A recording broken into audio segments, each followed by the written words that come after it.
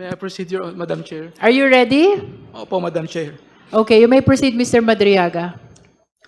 47, nevertheless, Sara proceeded to run as BBM's Vice President under the Unity ticket. I continued assisting her campaign for Vice President. During campaign sorties, I served as advance party to municipalities, cities, provinces where Sara was scheduled to visit and campaign. In several of these campaign sorties, I personally joined Sara together with other members and volunteers of ISIP, which to us now refer to Inday Sara para sa ikalawang Pangulo. Photos of Sara and me in several campaign sorties are here to attach as Annex G to G-3. 48. During one of the activities of ISIP in Bataan, I got to know a group of farmers who were asking for assistance because of land grabbing incidents in their area. I tried assisting them and I discovered that the entity behind the land grabbing in First Bataan Maribelas Holdings Corporation. More than a year later, I informed Sara about this concern and she told me to bring the group to one of her residences in Metro Manila located at Serendra Bonifacio Global City, Taguig City. I asked the group of farmers to wait outside of Serendra as I went to talk to Sara. When I mentioned to Sara the First Bataan Maribelas Holdings Corporation is the one involved in the land grabbing incidents, she told me that she cannot do anything and that she will no longer meet with the group of farmers. Through ISIP, I also came to know Attorney Reynold Monsayak, who likewise provided valuable support to ISIP. In recognition of his efforts, ISIP awarded him a certificate of recognition and appreciation at Nomu Bashu, Thomas Morato, Quezon City. Attorney Monsayak was later appointed as the spokesperson of the Office of the Vice President. A copy of the certificate of recognition and appreciation dated June 29, 2022 is here to attach as Annex H. Number 51. The certification of recognition and appreciation was handed by Attorney Ryan to Attorney Monsayak at Nomu Bashu, Thomas Morato, Quezon City, where I was also present. A photo of Attorney Ryan handing the certification of recognition and appreciation to Attorney Monsayak is here to attach as Annex I. Election of Sara as Vice President and OBP confidential funds. Number 52. After the election of Sara as Vice President, she invited me to attend her inauguration at the San Pedro Square, Davao City on June 19, 2022.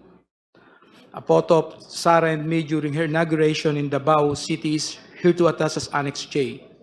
A photo of an email thanking me for my attendance during her inauguration in Davao City is here to attach as Annex J-1.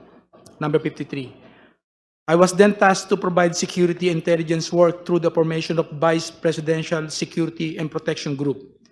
During this time, I introduced and recommended Colonel Dennis Nolasco, one of my best students in the Presidential Security Group,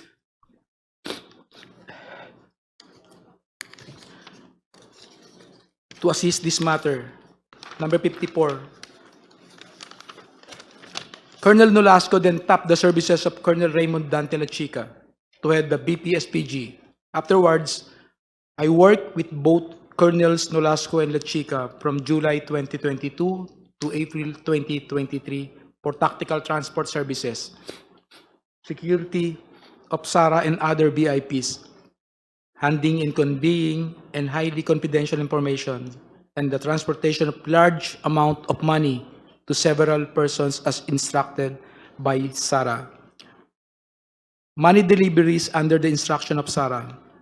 In the morning of December 20, 2022, Sara called me and she said, "Sir Ram, please coordinate with Colonel Nolasco. Meron tayong deliver sa San Pablo, Laguna, sa night street, at sa Ombudsman." Sara added, "Bawi tayo sa kanila later."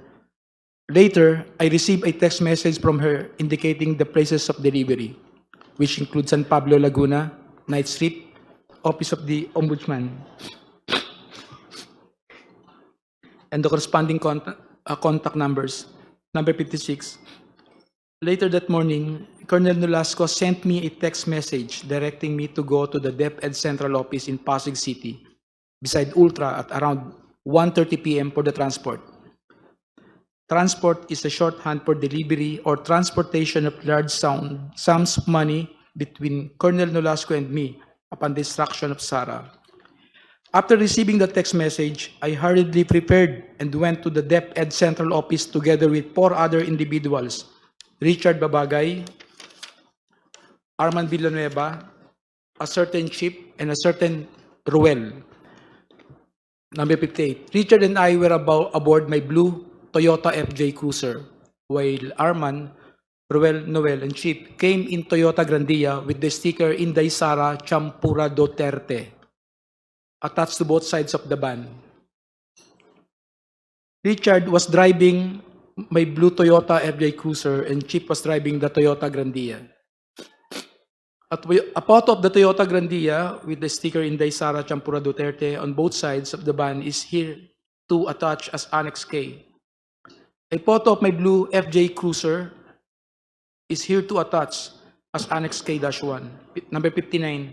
As we parked my Toyota FJ Cruiser near the main entrance of DepEd, Colonel Nolasco appeared from the main entrance and approached our vehicle. I alighted to the vehicle to meet Colonel Nolasco and we talked while we waited for the arrival of Colonel Lachica. He mentioned that they will also provide a red Mazda sedan, which will be used to deliver the money to the office of the Ombudsman. At around past 3 or 4 p.m., 2 government vehicles with red plates entered the DepEd compound and then Colonel Nolasco told me, ayan na, ayan na.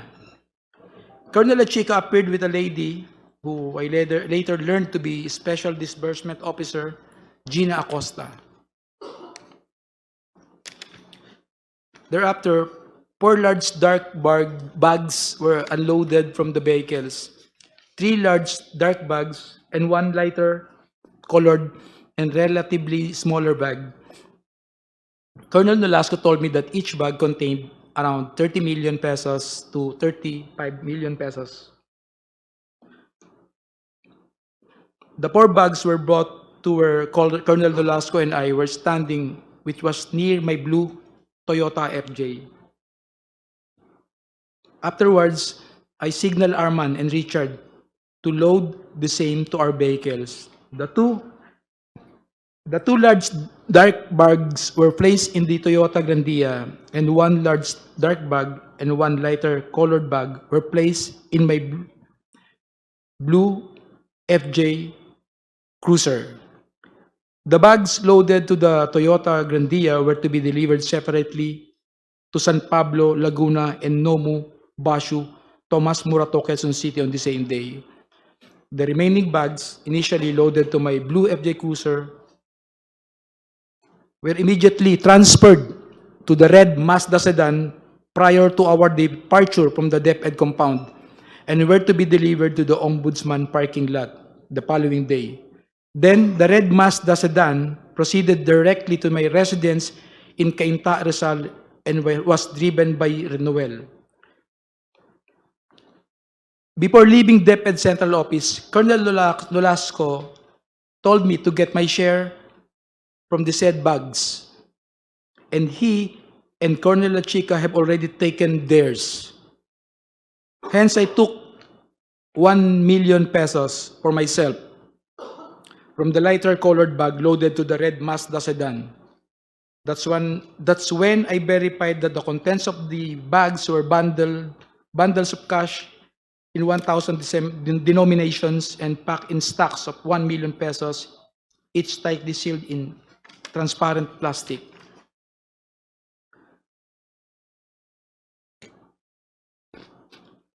We, Blue Toyota FJ Cruiser and Toyota Grandia, left DepEd Central Office past 5 p.m., heading to San Pablo, Laguna. As we approached Laguna, I called the contact number provided by Sarah, informing the designated recipient that we are on our way. However, I was directed to proceed to Cabuyao, Laguna instead. We arrived in Cabuyao, Laguna past 8 p.m. and were then instructed to proceed to an area inside the industrial park to meet individuals who were designated to receive the first bag for a politician in Laguna. As we approach the designated place, I can clearly see from our vantage point an SNR membership shopping establishment. Upon arrival, I immediately saw three persons standing in wait beside the dark sports utility vehicle. One of them proceeded to the Toyota Grandia and took one of the bags. We immediately left after the delivery of the first bag. 65. Thereafter, we proceeded to Nomu Bashu, Tomas Murato, Quezon City, a comedy bar we call the Night Strip, frequented by SSCLO alumni including Attorney Ryan and Attorney Monsayak. 66. I am quite familiar with Nomu Bashu because I had previously visited it several times in relation to my work with SARA and ISIP Pilipinas. In fact, this is the same place where ISIP gave Attorney Monsayak a certification of recognition and appreciation. We arrived at Nomu Bashu around 12 midnight. I went inside the establishment with Arman, who was carrying the second bag. I immediately saw Attorney Monsayak, who was at the same time, in the middle of the place together with a woman and several men. When he saw me, he stood up and signaled for us to go upstairs. We then proceeded to the stairs leading to the second floor. Arman walked ahead of me while I followed him. Before I got to the second floor, I saw a man who came out of the room and received the bag from Arman. After that, we proceeded to exit the premises, and as I was passing near the table of Attorney Monsayak, I looked at him and he nodded.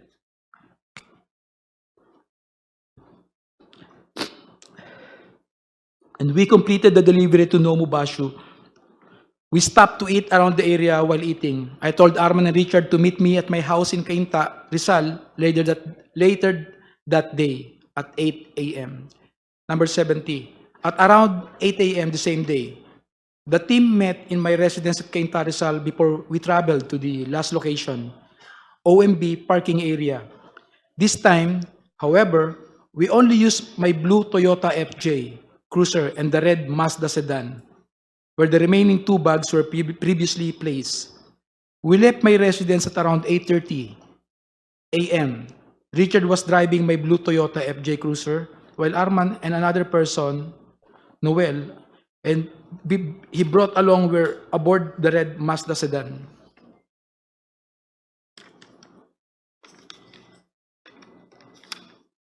'71. When we arrived, the guard gave a signal directing us to park in a specific area in the Ombudsman parking lot. We proceeded to the specific area and parked red Mazda sedan where the remaining two bags of money were placed.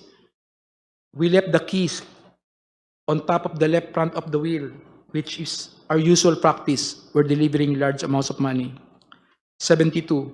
Previously and upon direct instructions of PRD, Sara, I've also delivered money to Ombudsman Samuel Martires or Attorney Ryan, which I usually place inside an open trunk of a designated car. Number 73. After completing the last delivery, we left the Ombudsman compound aboard my blue Toyota FJ Cruiser. A few years later, I read from several media reports that 125 million OBP confidential funds in 2022 were reportedly utilized in just 11 days. This is wrong because I personally disposed the money in less than 24 hours. Sara attempt to visit me at Annex 2 BJMP Camp Bagong Diwa.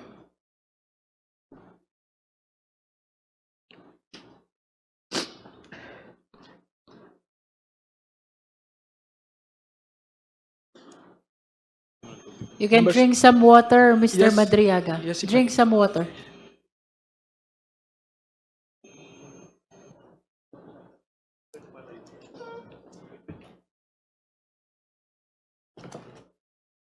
Thank you po, sir.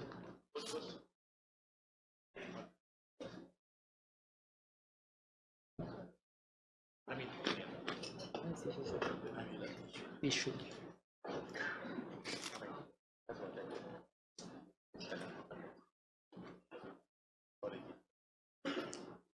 May I proceed, Madam Chair po? Feel free to start whenever you want.